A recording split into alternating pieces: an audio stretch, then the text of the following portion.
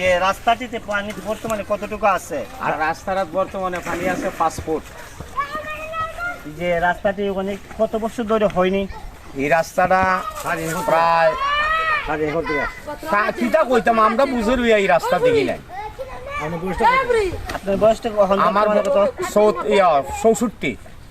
দেখছেন, 64 বছর ধরে যদি এই রাস্তাটি মেরামত করা না হয়, অর্থাৎ স্বাধীনের আগে, স্বাধীনের পরে অনেক রাস্তা হয়েছে, কিন্তু আমাদের ফান্দাকে সিন্নরপাড়া হয়ে রসুলপুর হয়ে মাধবপুরে যে রাস্তাটি বর্তমানে গেছে, এই রাস্তাটি এখনো পর্যন্ত কোনো কাজে আসে নাই।